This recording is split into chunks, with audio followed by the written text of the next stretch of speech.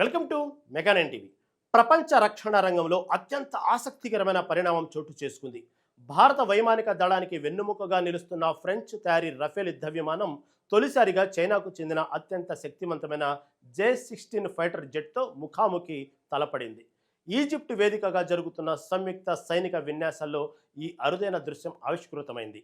Eagles of civilisation పేరుతో జరుగుతున్న ఈ ఈవెంట్లో రఫేల్ J-16 జెట్లు వాస్తవ యుద్ధ వాతావరణాన్ని తలపించేలా 1-to-1 వైమానిక పోరాటంలో పాల్గొన్నాయి. ఈ పరిణామాన్ని భారత రక్షణ శాఖ అత్యంత నిశ్చితంగా గమనిస్తుంది. అసలు ఈ పోరాటంలో ఏం జరిగింది, భారత్ ఎందుకు టెన్షన్ పడుతుంది, J-16 సామర్థ్యాలు ఏంటో తెలుసుకుందాం.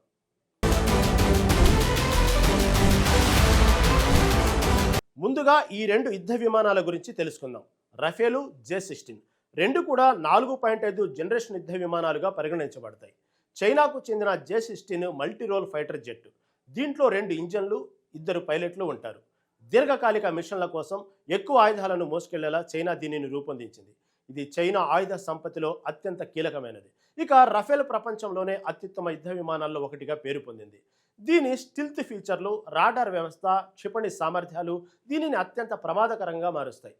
చైనా విడుదల చేసిన వీడియోలలో ఈజిప్ట్ ఉపయోగిస్తున్న రఫేల్ విమానం చైనా J-16కు అత్యంత సమీపంలో విన్యాసాలు చేస్తూ కనిపించింది. వాస్తవ యుద్ధంలో ప్రత్యర్థిని ఎలా బోల్తా కొట్టించాలో అలాగే ఈ రెండు జెట్లు అవకాశంలో పోరాడతాయి. చైనీస్ ఫైటర్ జెట్తో రఫేల్ ఇలా నేరుగా తలపడడం ఇదే తొలిసారి కావడం విశేషం. ఈ విన్యాసాలకు భారత్ నిశ్చితంగా గమనించడానికి బలమైన కారణాలున్నాయి. చైనా మనకు ప్రధాన రక్షణ సవాలు.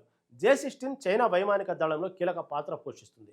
ఇప్పుడు రఫేల్తో దాని పోరాటం ద్వారా J-16 అసలు సామర్థ్యాలు, లోపాలేంటో భారత వైమానిక దళం అంచనా వేయగలదు. రేపు చైనాతో యుద్ధం వస్తే మన రఫేల్స్ ఆ జెట్లను ఎలా ఎదుర్కోవాలో ప్లాన్ చేసుకోవడానికి ఈ సమాచారం చాలా ముఖ్యం. ఇక చైనా, పాకిస్తాన్ రక్షణ బంధం బలపడుతుంది. పాకిస్తాన్ ఇప్పటికే చైనా తయారీ J-10 జెట్లను కొనుగోలు చేసింది. భవిష్యత్తులో J-16 విమానాలను కూడా కొనుగోలు చేయాలని పాక్ భావిస్తుంది. ఒకవేళ పాకిస్తాన్ చేతికి ఈ జెట్లు వస్తే వాటిని ఎదుర్కోవడానికి భారత్ సిద్ధంగా ఉండాలి. గతేడాది భారత్ పాకిస్తాన్ సరిహద్దుల ఉద్రిక్తతల సమయంలో భారత రఫేల్ జెట్లు పాకిస్తాన్కు చెందిన చైనా తయారీ J-10 జెట్లను ఎదుర్కొన్నాయి. ఇప్పుడు J-16 సామర్థ్యాలను పరిశీలించడం ద్వారా IIF తన వ్యూహాలను మరింత పటిష్టం చేసుకోగలదు.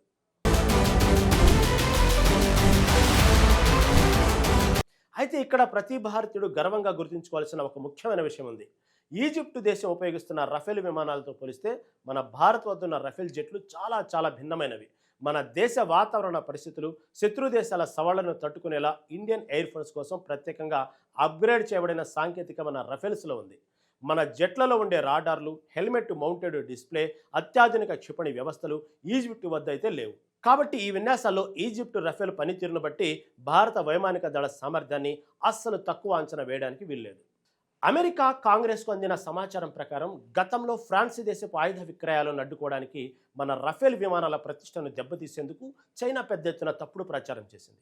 కానీ ఇప్పుడు ఆ చైనాకే చెందిన టాప్ టైర్ ఫైటర్ జెట్ శక్తి సామర్థ్యాలను లైవ్లో విశ్లేషించే అవకాశం మన భారత రక్షణ దళాలకు దక్కింది. మొత్తం మీద చూసుకుంటే ఈజిప్టు ఆకాశంలో జరిగిన ఈ రఫేల్ వర్సెస్ J-16 పోరాటం ప్రపంచ రక్షణ రంగంలో ఒక కీలక పరిణామం.